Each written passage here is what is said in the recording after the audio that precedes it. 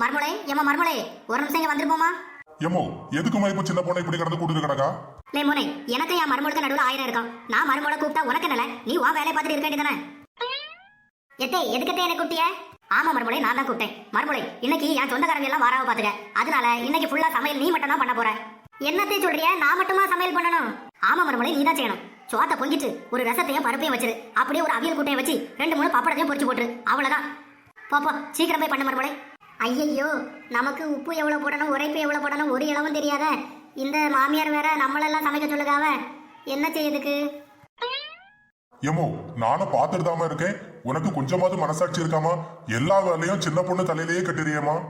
லே மோனே, இன்னைக்கு நம்ம வீட்டுக்கு யாரு வர தெரியுமா? உன் அத்தைக்காரி, அதான் உங்க அப்பாவோட தங்கச்சி.